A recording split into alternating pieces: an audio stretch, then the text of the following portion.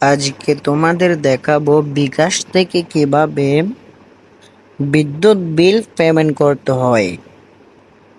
চলো বিকাশে আমরা প্রবেশ করছি বিকাশে। তো আমাদের বিকাশের পিন দিয়ে দিলাম। একদম ইজি। দেখেন পে বিল নামের একটা অপশন, যে বাতির মতন আর কি আছে, এটাতে আমরা পে বিলটা প্রদান করব। সো পে বিল কিভাবে প্রদান করতে হয় দেখেন, বিল বিদ্যুৎ পোস্টপেড দোকানের বিল। এখানে আমি ম্যানেজারে সেভ করে রাখছিলাম বিদ্যুৎ দেওয়ার পর। দেখেন এখানে একটা বিষয় খেয়াল রাখতে হবে, পোস্টপেড। বুঝতে পারছো কোনটা আমি বুঝাইতে চাইতেছি? আমি একটু মার্ক করে দেখাই দিচ্ছি। এখানে SMS অ্যাকাউন্ট নাম্বার দিতে হবে। এই যে SMS অ্যাকাউন্ট নাম্বারটা কোথায় পাবেন সেটার জন্য আমি একটা বিলের কাগজের ভিডিও করছি, এটা আমি তোমাদেরকে দেখাই দিচ্ছি। আর এমনি তোমরা চাইলে যে ভিডিও দেখতে চাপুন, তোমরা এখান থেকে লাইভ দেখতে পারবা ইউটিউবের মাধ্যমে। সো আমি তোমাদেরকে ইজি করার জন্য একটা ভিডিও দিচ্ছি, ওইটাতে আমি তোমাদেরকে দেখাই দিতেছি এই SMS অ্যাকাউন্ট নাম্বারটা কোথায় পাবে। দেখেন আমি যে বিলের বিদ্যুৎ পেমেন্ট করব বিকাশের মাধ্যমে, সেই বিলটা নিয়েছি।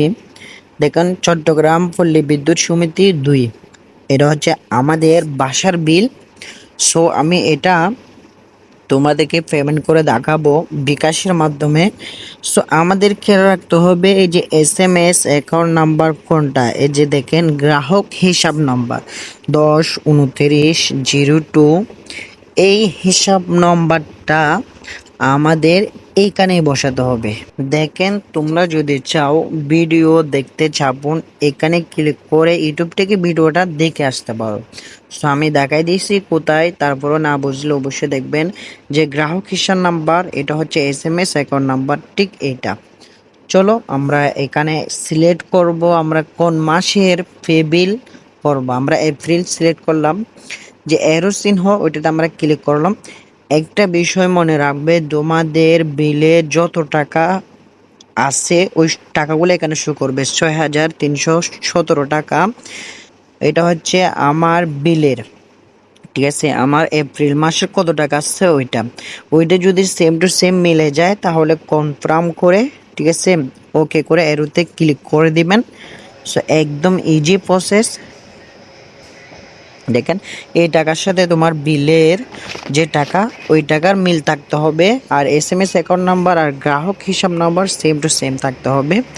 আর উপরে দেখেন পে বিদ্যুৎ পোস্টপেড থাকতে হবে, ঠিক আছে, পোস্টপেড। যেভাবে দেখতেছেন ভিডিওতে ঠিক সেভাবে হতে হবে সব কিছু। এরপরে এরো চিহ্নতে ক্লিক করবেন, তারপরে তোমরা আলটো করে চেপে ধরবেন, হয়ে যাবে, ব্যাস।